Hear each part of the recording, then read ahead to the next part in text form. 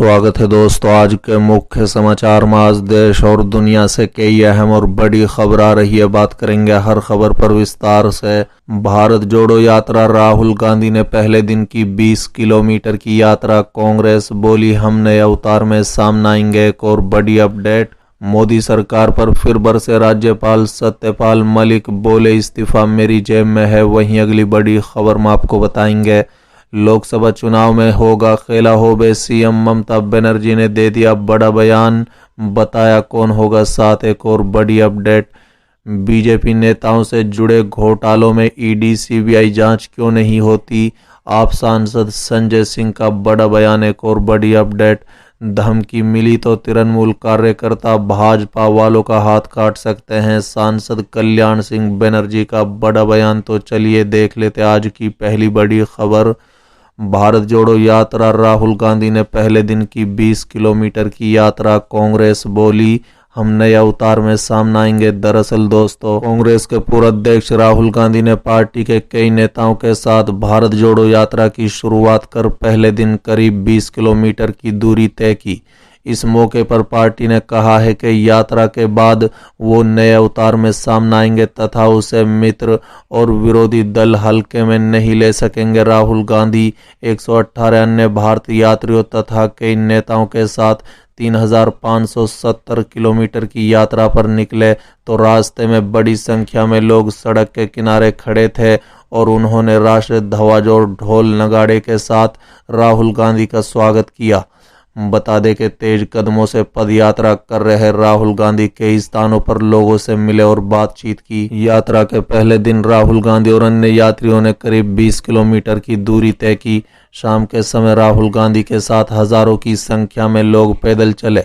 इस यात्रा की शुरुआत के पहले दिन कांग्रेस महासचिव जयराम रमेश ने भारत जोड़ो यात्रा को पार्टी के लिए जीवन रक्षक करार देते हुए बृहस्पतिवार को कहा है कि ये यात्रा पार्टी को एक नए अवतार में लाएगी तथा वो पहले से अधिक आक्रामक और सक्रिय होगी, जिसे मित्र और राजनीतिक विरोधी हल्के में नहीं ले सकेंगे। उन्होंने ये भी कहा है कि ये विपक्ष की यात्रा नहीं है बल्कि कांग्रेस की यात्रा है जो पार्टी को मजबूत करने के लिए है। रमेश ने बातचीत में ये भी कहा है कि भारतीय जनता पार्टी इस यात्रा को लेकर जिस तरह से हमले कर रही है उससे स्पष्ट है कि सत्ताधारी दल परेशान है। उन्होंने भारत जोड़ो यात्रा को कांग्रेस के लिए संजीवनी बताते हुए कहा है कि ये पार्टी को मजबूती देगी और इसमें नई जान फूंकेगी।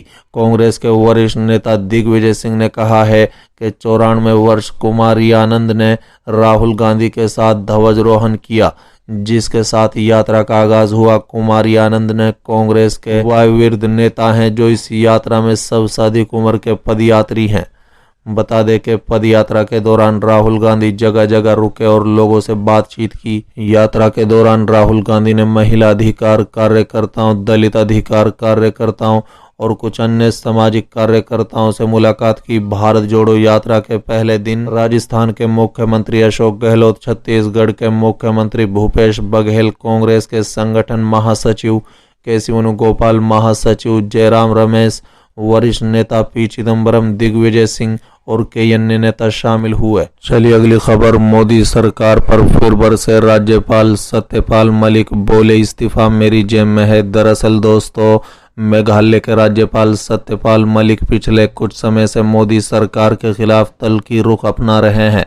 कई मौकों पर उन्होंने सार्वजनिक मंचों से सरकार की योजनाओं की आलोचना की है, आईना दिखाने का काम किया है। एक बार फिर उनकी तरफ से वही तल्खी दिखाई गई है।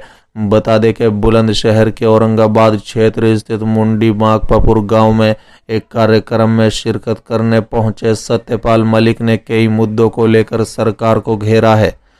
बता दें कि सत्यपाल मलिक ने किसानों का मुद्दा उठाते हुए कहा है कि अगर सरकार ने किसानों की एमएसपी की बात नहीं मानी तो किसान और सरकार के बीच बड़ी लड़ाई होगी और मैं उस लड़ाई में गवर्नरशिप से इस्तीफा देकर कूद पड़ूंगा। जब तक एमएसपी को कानूनी दर्जा नहीं दिया जाएगा तब तक किसानों की समस्या हल नहीं होगी। साथ ही उन्होंने पत्रकार वार्ता में यह भी दोहराया कि इस्तीफा उनकी जेब में है और अगर किसी को उनकी बात से दुख पहुंच रहा है, चोट पहुंच रही है, वो अपने पद से तुरंत हट जाएंगे। वैसे बातचीत के दौरान राजपथ का नाम बदलने वाला मुद्दा भी उठाया गया। इस पर सत्यपाल मलिक ने अपनी प्रतिक्रिया देते हुए कहा है कि मैं समझता हूं कि राजपथ कोई अंग्रेजों का दिया हुआ नाम नहीं है, इसको नहीं बदला जाना चाहिए। वहीं यूपी में क्योंकि इस समय मदरसों का सर्वे करवाया जा रहा है, इस पर उनकी तरफ से एक नफरतुल्लाह बयान दिया गया। मलिक कहते हैं कि सर्वे कराकर अगर मदरसों को बेहतर करने की बात हो रही है, बेहतर सुविधा देने की बात हो रही है तो ये ठीक है, इससे सियासत नहीं कह सकते। स्कूलों का भी सर्वे कराया जाना चाहिए। राहुल गांधी के नेतृत्व में कन्याकुमारी से लेकर कश्मीर तक चलाई जा रही भारत जोड़ो यात्रा पर मलिक ने सिर्फ शुभकामना दी।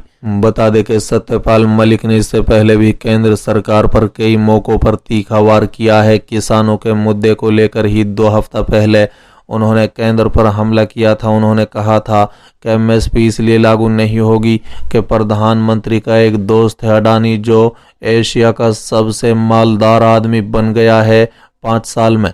सत्यपाल मलिक ने यह भी कहा है कि एमएसपी जब तक लागू न हो और उसको कानूनी दर्जा न मिले तो दोबारा लड़ाई होगी और इस बार जबरदस्त लड़ाई होगी। देश के किसानों को आप पराजित नहीं कर सकते हैं, उसे डरा नहीं सकते हैं, उसके यहाँ ईडी नहीं भेज सकते, किसी इनकम टैक्स वाले को नहीं भेज सकते क्योंकि वो तो पहले से ही फकीर है, उसको तो वैसे ही कहीं का नहीं छोड़ा, इसलिए वो लड़ेगा और एमएसपी लेकर रहेगा।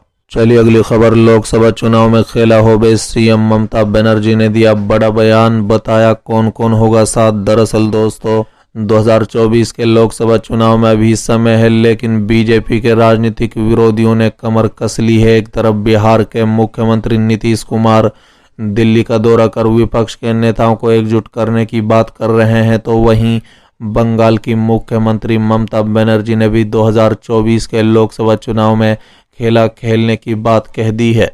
बता दें कि बंगाल की मुख्यमंत्री ममता बनर्जी ने कोलकाता में पार्टी के कार्यकर्ताओं को संबोधित किया। इस दौरान उन्होंने कहा है कि 2024 में हम एक खेला खेलेंगे जो बंगाल से शुरू होगा। हेमंत, अखिलेश, नीतीश, मैं और अन्य दोस्त तब एकजुट होंगे, फिर वो भाजपा सरकार कैसे बनाएगी, बीजेपी सरकार की कोई ज़रूरत नहीं है। ममता बनर्जी ने कहा है कि मैं, नीतीश कुमार, हेमंत सोरेन और कई अन्य लोग 2024 में एक साथ आएंगे। सभी विपक्षी दल बीजेपी को हराने के लिए हाथ मिलाएंगे। एक तरफ हम सब होंगे और दूसरी तरफ बीजेपी का 300 सीटों का अहंकार उसकी नीति होगी। 2024 में खेला होवे। ममता बनर्जी ने कहा है कि बीजेपी को लगता है कि वो हमें सीबीआई और ईडी से डरा सकती है, लेकिन जितना अधिक वो लोग इस तरह के हथकंडे अपनाएंगे उतना ही अगले साल के पंचायत चुनाव और 2024 के लोकसभा चुनाव में हार के करीब पहुंचेंगे।